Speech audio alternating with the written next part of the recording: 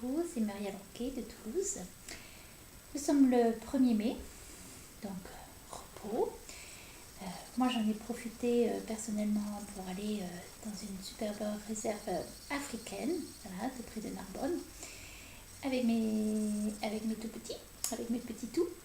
Et j'adore ces regards d'enfants et j'adore surtout voilà, observer les animaux, comment ils font entre eux et comment ça se passe là, dans cette nature où il y a quand même de belles choses qui sont faites, voilà, même si ces animaux ne sont pas dans leur milieu naturel, franchement, voilà, il y a des choses qui sont bien faites et c'est génial aussi. Ça permet aussi voilà, de les protéger quelque part. Et je reviens de Cahors, voilà, j'ai passé 5 jours merveilleux à Cahors. Nous avions une classe de bars et fondation organisée par la magnifique Nadia Roli. Et voilà, ça s'est super bien passé. C'est toute cette bienveillance qui est là, tous ces moments émouvants. C'est une superbe classe fondation.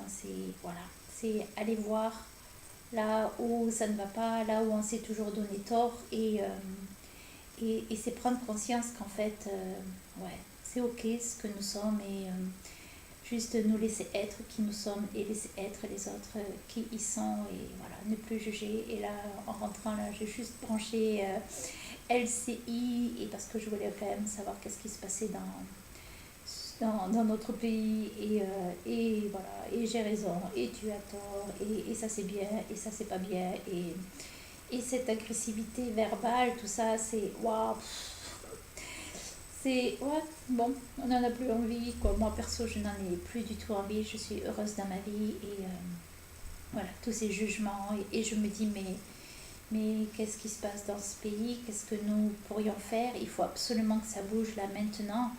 Et pour tous ceux qui sont dans Access, qui m'écoutent, mais qu'est-ce que nous pourrions faire là tous ensemble au lieu d'être parfois dans cette compétition et dans cette concurrence et dans cette comparaison, parce que franchement je trouve ça vraiment désolant. C'est ce qui me... Voilà, pas de poc. Mais qu'est-ce que nous pourrions faire là avec Access et avec tous ces outils pragmatiques que nous avons pour, pour créer un futur différent et durable, hein. Et nous avons tellement de choses là dans notre mallette et là, c'est la guéguerre entre nous le plus souvent. Comme personnellement, je m'en préoccupe pas, mais je sens bien que voilà, il y en a bien qui aimeraient bien se préoccuper de moi. Et ok, je les laisse être qui ils sont. Si ça les amuse, c'est complètement. Voilà, pour moi, tout va bien. Mais au lieu de faire ça, si on se mettait ensemble et si nous mettions toute notre force et tout notre courage, parce que franchement, aller dans la conscience et aller regarder les choses en face, ça demande beaucoup de courage et tout le monde n'a pas ce courage. Voilà. Et je viens de me rendre compte, et dans chaque classe que je fais, que ce soit fondation ou que ce soit une autre classe, il faut du courage pour aller voir là où on a pensé que ça clochait en nous et puis finalement on s'aperçoit que rien ne clochait et que oui, oui, on a le droit de prendre cet espace de qui nous sommes et on a le droit d'être qui nous sommes et d'être différents et de voilà, et de mettre en place que cette différence que nous sommes, elle est aussi là peut-être pour être un cadeau sur cette planète et pour être un cadeau sur cette incompréhension qui règne actuellement dans notre pays. Alors perso, moi je suis chef d'entreprise depuis plusieurs années et je subis tous les samedis à Toulouse, voilà, toutes ces histoires et je pense que quelque part, de par mon laisser être, j'en ai pas forcément subi les conséquences. Mais quelque part, je me dis, ce mouvement, il dure depuis novembre, il n'y a toujours rien qui change. Et si les gens qui sont dans ce mouvement comprenaient que leur truc peut-être ne fonctionne pas, hein, vu qu'ils n'ont toujours pas de résultats, donc ils sont toujours pas contents.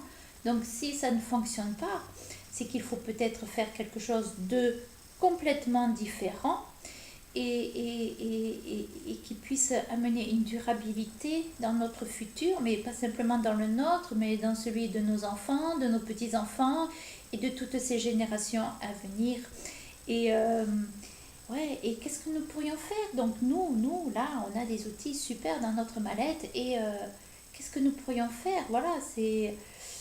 Ouais, je me dis, quand je vois tout ça, toute cette violence gratuite et toute cette destruction, tous ces trucs-là que les gens achètent et perpétuent, j'en sais rien, mais ouais, non, non, non, non, je veux dire, on est tous quelque part égaux, on vit tous dans le même pays et quelque part on n'a pas la même vision des choses. Donc c'est quand même une histoire de vision. Et si notre vision voilà, s'élargissait et si notre vision changeait et si nous arrêtions de mimer ce qui s'est passé pendant des décennies en France, des fois je me dis waouh, mais on est encore à l'époque d'Émile Zola.